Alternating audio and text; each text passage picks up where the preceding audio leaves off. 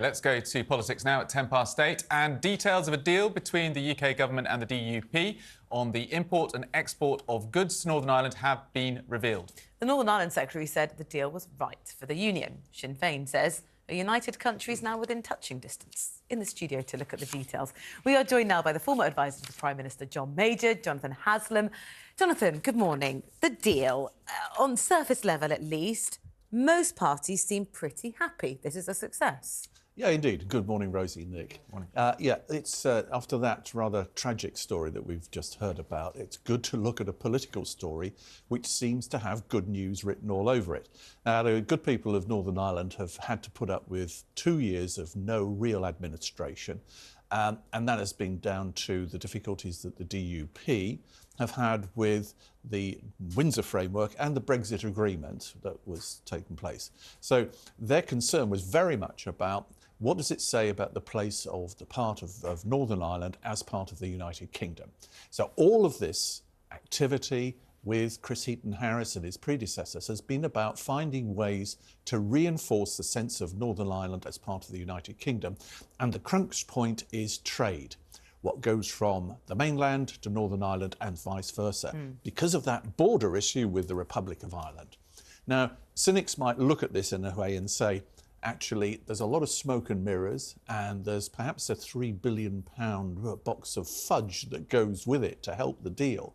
But nonetheless, Jeffrey Donaldson has got a lot of plaudits, and rightly so, for seeing through a fractious party in many respects, coming to an arrangement.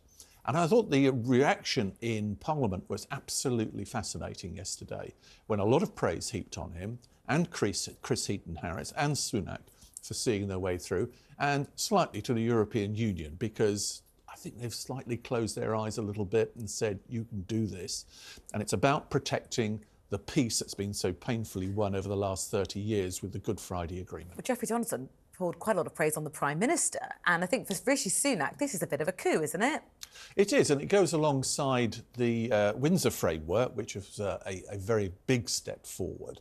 And what it does is it protects the integrity of Northern Ireland, and it allows an administration to be formed. And that in itself is also going to be epoch-making, because we'll see Michelle Donovan come in as a Sinn Féin leader, and she will be the First Minister. Well, this is what I wanted to ask you. I mean, the irony of this deal's protecting the Union is that it opens the door for Sinn Féin to start waving their own policies around as the senior partner in this power-sharing agreement and start trying to pave the way towards what they want, which is a united Ireland. Yeah, and it's going to take a long time. And it's also interesting... Is there any prospect of this happening in what, the next generation? Next generation... possibly That's towards really the end of it, okay. But I mean, the demographics are changing within Northern Ireland. And of course, the political situation in the Republic has changed, because you could imagine a world in which you have Sinn Féin both in charge in the Republic and in Northern Ireland in the Assembly. But that's to look far ahead. What the immediate thing to do is now, for the people of Northern Ireland, they've got some money, they've got an administration. Those people, and I think it was interesting that Bertie Ahern, who was involved with Tony Blair in coming together with the Good Friday Agreement, said this. Most honeymoons, political honeymoons, last for a little while. Probably the Northern Ireland Assembly, when it forms, so we fervently hope that's the case, might get a day. They've got an awful lot of work to do. A day? An awful lot of work to do. A day's honeymoon. To move forward. While you're here, I want to ask you about policing. We were hearing from the Home Secretary yesterday, who basically said the police are going to get back to their core principles, and the Conservatives have said, we want to restore community policing. Do you think that's likely to happen? The Conservatives have been a bit muddled recently, because previously Suella Braverman was writing very stinging letters of criticism about the police. James Cleverly says, OK, we're going to leave that era behind, and now we're going to try and help restore faith in the police and bring the public more of them. We do need a lot more restoration of faith in the police. You've looked at one example today where in Clapham, on a horrific incident, actually the police are getting an awful lot of plaudits for highly effective work. And as we heard from the policeman, or former policeman there, we know that they will be putting resources into this. Now, that is the good side of the police. There is a bad side to the police. There's cultural issues, institutional racism, and a lot of forces are still under special measures. So there does need to be a bit of a retrenchment, and you're looking for leadership In all of these issues, it's about who's leading and taking the integrity forward, and being kicked all the time doesn't necessarily help. So if Cleverly has got a plan, that's a good thing to do. Community policemen, I think, also is a good thing to do, because whichever way you look at it, and you can cut all of the statistics any way, the public recognise police people on the streets.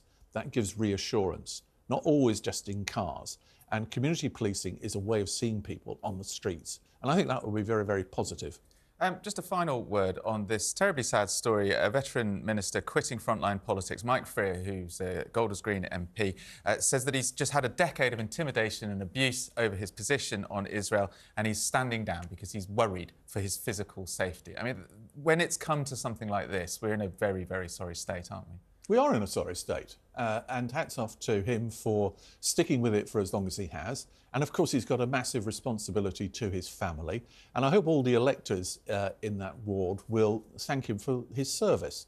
But there's no doubt how that do we the stop this advent. happening? How do we stop people I like think Mike Freer there are other stories in in the paper, Nick, today about Mark Zuckerberg and the tech giants in America and their responsibilities. And I think that social media, something we're still getting used to, has got an awful lot to answer for. They really do need to think about, are they publishers or not? And I know what the answer coming from them is. They're a platform that allows people to express views, and they have a responsibility, in my view, to be really responsible about cutting down on some of the vile stuff that's put out there. And we've seen a number of instances, David Ames and other people who have actually lost their lives as our members of Parliament. Totally unacceptable. And we need to think exactly, where does this vitriol come from? It's very, very sad, and we're not over it yet. Jonathan, thank you so much.